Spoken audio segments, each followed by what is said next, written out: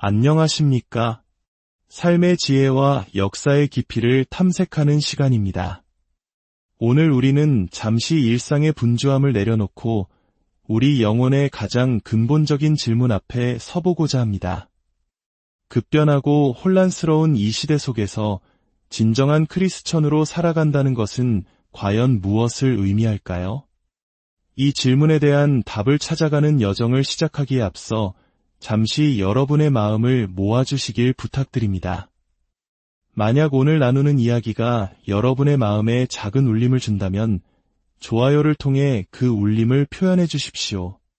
또한 구독을 통해 이 영적인 여정에 계속 동행해 주신다면 하나님의 은혜가 깃든 귀한 말씀들을 놓치지 않으실 겁니다. 여러분의 작은 참여가 이 귀한 메시지를 더 많은 이들에게 전하는 빛이 될 것입니다. 이 채널을 통해 말씀을 듣는 모든 분들의 삶에 주님의 평안과 축복이 가득하기를 기도합니다. 자, 이제 베드로전서 1장 8절의 말씀으로 함께 들어가 보겠습니다. 예수를 너희가 보지 못하였으나 사랑하는도다 이제도 보지 못하나 믿고 말할 수 없는 영광스러운 즐거움으로 크게 기뻐하니 오늘 저는 이 한 구절의 말씀을 통해 신약 성경 전체에 흩어져 있는 크리스천에 대한 위대한 정의 중 하나를 함께 나누고자 합니다. 지금 이 시대만큼 크리스천이란 누구인가에 대한 명확한 이해가 절실한 때는 없었습니다. 안타깝게도 오늘날 교회 안팎에는 깊은 혼란이 가득합니다. 어떤 사람들은 특정 국가에서 태어났다는 이유로 혹은 부모님이 크리스천이라는 이유로 자신을 크리스천이라 생각합니다. 어릴 때 유아 세례를 받았기 때문에 혹은 선한 일을 하고 이상적인 견해를 가졌기 때문에 스스로를 크리스천이라 여기는 이들도 많습니다. 하지만 성경이 말하는 크리스천의 정의는 이 모든 세속적인 기준을 뛰어넘습니다. 베드로 사도는 이 편지를 사도나 교회의 지도자 같은 특별한 사람들에게 쓴 것이 아닙니다. 그는 본도, 갈라디아, 갑바도기아, 아시아와 비두니아에 흩어져 살아가는 이름 모를 평범한 성도들, 나그네들에게 이 편지를 썼습니다. 즉, 오늘 우리가 살펴볼 크리스천의 모습은 몇몇 위대한 성인들의 특별한 경지가 아니라 초대교회 모든 성도들에게 기대되었던 가장 기본적이고 표준적인 신앙의 모습이라는 것입니다. 이것은 오늘을 살아가는 우리 모두가 자신을 비춰볼 수 있는 거울이며 반드시 스스로를 점검해야 할 기준이 됩니다. 오늘날 수많은 사람들이 교회 밖에 머무르는 가장 큰 이유 중 하나는 어쩌면 교회 안에 있는 우리들이 크리스천의 삶이 진정 무엇인지를 제대로 보여주지 못했기 때문일지도 모릅니다. 만일 우리가 성경이 말하는 참된 크리스천의 모습을 살아낸다면 우리의 삶은 마치 자석처럼 세상 사람들을 주님께로 이끌게 될 것입니다. 진정으로 부흥하는 교회, 살아있는 믿음을 가진 성도들로 가득한 교회야말로 이 시대의 가장 강력한 전도의 도구입니다. 그렇다면 성경이 말하는 참된 크리스천의 핵심은 무엇일까요? 베드로는 그것이 바로 우리와 주 예수 그리스도와의 관계에 있다고 단언합니다. 그 관계는 세 가지 핵심적인 요소로 이루어집니다. 첫째, 크리스천은 예수 그리스도를 믿는 사람입니다. 이제도 보지 못하나 믿고, 여기서 믿는다는 것은 단순히 예수라는 인물에 대한 역사적 사실이나 교리를 지적으로 동의하는 것을 의미하지 않습니다. 그것은 훨씬 더 깊고 인격적인 차원의 신뢰입니다. 한 남자가 있다고 상상해 봅시다. 그는 수년간 자신의 삶에 만족하며 살아왔습니다. 세상적으로 성공했고 모든 것이 순조로워 보였습니다. 그러나 어느 날 문득 자신의 내면에 텅 빈 공간이 있음을 깨닫습니다. 자신은 그저 동물적인 존재가 아니며 이 생이 전부가 아니라는 사실, 영원히 사라지지 않을 영혼을 가졌다는 사실을 직시하게 됩니다.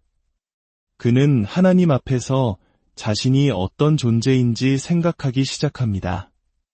우연히 세상에 던져진 존재가 아니라 하나님의 형상대로 지음받은 피조물이며 자신의 삶에 대해 하나님 앞에 책임을 져야 하는 존재임을 깨닫습니다. 인생의 가장 중요한 목적이 하나님을 영화롭게 하고 영원토록 그를 즐거워하는 것이라는 사실을 뒤늦게 알게 된 그는 지금까지 오직 자신과 자신의 만족, 가족과 친구들만을 위해 살아왔다는 사실에 깊은 죄책감을 느낍니다. 그는 이제부터 다른 삶, 더 나은 삶을 살기로 결심합니다. 예배에 참석하고 성경을 읽기 시작하며 기도하려고 애씁니다. 나쁜 습관을 버리고 선한 일을 하려고 노력합니다. 그러나 이상하게도 노력하면 할수록 그는 더 깊은 절망에 빠집니다. 하나님의 말씀 앞에 설수록 그분의 거룩하심과 완전하심을 깨달을수록 자신의 모습이 얼마나 비참하고 무가치한지를 절감하게 됩니다. 위대한 성인들의 전기를 읽으며 자신은 제대로 살아본 적도 없다는 자괴감에 빠집니다. 그는 자신의 힘으로는 도저히 하나님께 다가갈 수 없다는 사실을 깨닫습니다. 과거의 죄는 그를 짓누르고 현재의 삶은 여전히 죄의 세력에 끌려다닙니다. 그는 완전한 실패자이며 그 어떤 노력으로도 영혼의 평안을 찾을 수 없다는 절망적인 상태에 이릅니다. 바로 그때 그는 베드로가 말하는 예수 그리스도에 대한 메시지를 듣게 됩니다.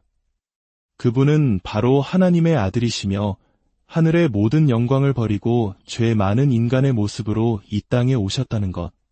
그리고 그 목적은 바로 자신처럼 길 잃고 절망에 빠진 죄인을 찾아 구원하기 위함이라는 놀라운 소식을 듣게 됩니다. 그는 깨닫습니다. 구원은 자신의 노력이나 선행에 달려있는 것이 아니었습니다. 구원은 오직 하나님의 아들, 예수 그리스도께서 나의 모든 죄를 대신 짊어지시고 십자가 위에서 그 죄값을 치르셨다는 사실을 믿는 것 외에는 다른 길이 없다는 것을 말입니다. 그는 마침내 자신의 모든 무력함과 절망 속에서 예수님께 자신을 온전히 내던집니다. 이것이 바로 믿음입니다. 이것은 예수님에 관한 사실들을 믿는 것이 아니라 구원자이신 예수님 그분 자체를 믿고 의지하는 것입니다. 내가 가진 가장 선한 의지조차 믿을 수 없으니 오직 예수의 이름에만 온전히 의지합니다. 그리스도라는 반석 위에 내가 서리니 그 밖의 모든 것은 무너지는 모래와 같습니다. 라고 고백하는 것입니다. 이것이 크리스천의 첫 번째 조건입니다. 다른 모든 것을 가졌더라도 이 믿음이 없다면 우리는 아직 크리스천이 아닙니다. 둘째, 크리스천은 예수 그리스도를 사랑하는 사람입니다. 예수를 너희가 보지 못하였으나 사랑하는도다. 자신이 얼마나 비참한 죄인인지 그리고 하나님이 얼마나 거룩하신 분인지를 깨달은 사람에게 예수 그리스도의 십자가 대속이 절대적으로 필요하다는 사실을 믿는 것은 그리 어렵지 않습니다. 그러나 베드로는 믿음에서 한 걸음 더 나아갑니다. 진정한 믿음은 반드시 사랑으로 이어진다고 말합니다. 만약 누군가가 나를 위해 목숨을 버려 나를 구원해 주었는데 그에 대해 아무런 감정 없이 무미건조하게 그 사실을 받아들이기만 한다면 그것이 정상일까요?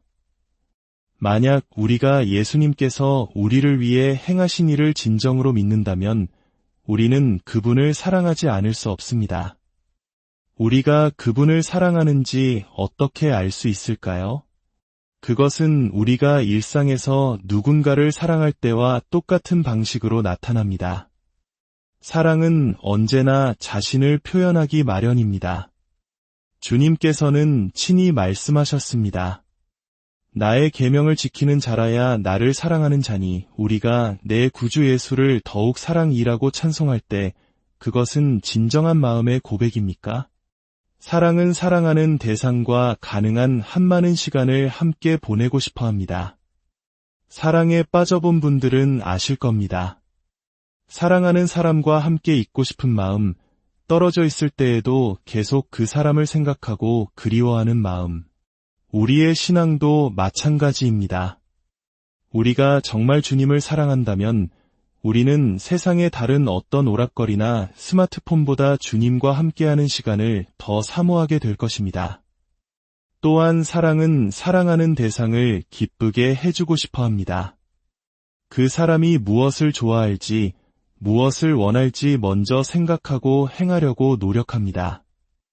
우리가 주님의 계명을 지키는 것이 더 이상 무거운 짐이 아니라 그분을 기쁘시게 해드리는 기쁨이 될 때 우리는 비로소 주님을 사랑하고 있음을 알게 됩니다. 아픈 아이를 밤새 간호하는 어머니를 생각해 보십시오. 어머니는 자신의 희생을 희생이라 생각하지 않습니다. 그저 사랑하는 아이를 위해 자신의 모든 것을 내어줄 뿐입니다. 사랑은 비용을 계산하지 않습니다. 참된 크리스천은 지적인 동의에만 머무르지 않습니다. 그 믿음은 반드시 주님을 향한 뜨거운 사랑으로 피어납니다. 셋째, 크리스천은 예수 그리스도 안에서 기뻐하는 사람입니다. 말할 수 없는 영광스러운 즐거움으로 크게 기뻐하니 이것은 가장 높은 차원의 시험대입니다. 베드로는 이 기쁨을 말로 다 할 수 없고 영광스러운 즐거움이라고 표현합니다. 이 세상의 어떤 언어로도 어떤 표현으로도 다 담아낼 수 없는 하늘의 영광을 맛본 자만이 누릴 수 있는 깊고 장엄한 기쁨을 의미합니다. 사랑하는 성도 여러분, 여러분은 무엇으로 인해 기뻐하십니까? 혹시 자기 자신으로 인해 기뻐하십니까? 만약 그렇다면 아직 자기 자신을 제대로 알지 못하는 것입니다. 사도 바울조차 내 속 곧 내 육신에 선한 것이 거하지 아니하는 줄을 아노니 오호라 나는 곤고한 사람이로다 라고 탄식했습니다. 우리는 우리 자신 안에서 참된 기쁨을 찾을 수 없습니다. 세상의 업적이나 소유에서 기쁨을 찾으려 해도 그것들은 모두 안개처럼 사라질 것들입니다. 그러나 여기 영원히 변치 않는 기쁨의 근원이 있습니다. 바로 하나님의 아들이신 그분이 지극히 높은 보좌에 계셨음에도 불구하고 종의 형체를 가져 사람들과 같이 되셨고 십자가에 죽기까지 복종하심으로 우리 같은 죄인을 구원하셨다는 사실입니다. 그리고 우리를 위해 영원한 처소를 예비하고 계시다는 약속입니다. 이것이 바로 크리스천의 기쁨의 근원입니다. 어떤 분은 이렇게 항변할지도 모릅니다. 그건 1세기의 크리스천들에게나 가능한 이야기 아닙니까? 그들은 예수님을 직접 보았잖아요. 만약 저도 그 시대의 팔레스타인에 살아서 주님의 얼굴을 직접 뵙고 그분의 음성을 들었다면 저도 그분을 믿고 사랑하며 말할 수 없는 기쁨으로 기뻐했을 겁니다. 하지만 성도 여러분, 그것은 착각입니다. 베드로가 이 편지를 쓴 대상은 팔레스타인에 살던 유대인들이 아니었습니다. 그들은 본도, 갈라디아, 갑바도기아 등지에 흩어져 살던 이방인들이었습니다. 그들 역시 우리와 마찬가지로 육신의 눈으로 예수님을 본 적이 없는 사람들입니다. 베드로는 명확하게 말합니다. 너희가 예수를 보지 못하였으나 사랑하는도다. 우리는 자꾸만 사도 도마처럼 되려는 경향이 있습니다. 내가 그의 손의 못자국을 보며 내 손가락을 그 못자국에 넣으며 내 손을 그 옆구리에 넣어보지 않고는 믿지 아니하겠노라. 그러나 주님은 그런 도마에게 말씀하셨습니다.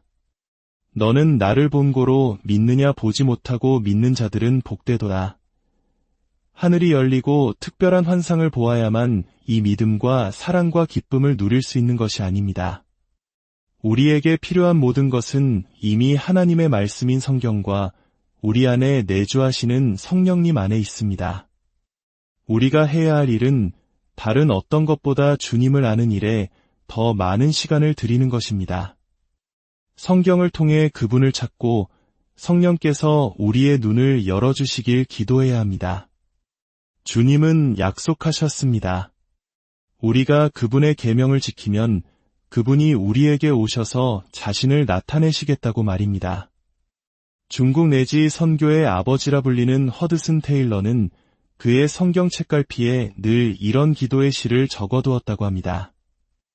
오, 주 예수님, 제게 당신 자신을 살아있고 빛나는 실제가 되게 하소서. 믿음의 눈에 그 어떤 세상의 것보다 더 선명하게, 세상의 그 어떤 달콤한 인연보다 더 가깝고 친밀하게 하소서. 이것이 그의 삶의 비밀이었습니다. 이것이 오늘 우리에게 필요한 기도입니다. 사랑하는 성도 여러분, 오늘 이 메시지는 단지 여러분 개인의 영적 만족을 위한 것이 아닙니다.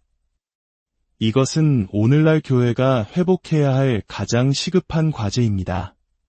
교회는 형식적인 신앙인이 아니라 보지 못했으나 주님을 믿고 뜨겁게 사랑하며 말로 다 할 수 없는 영광스러운 기쁨으로 충만한 사람들로 채워져야 합니다.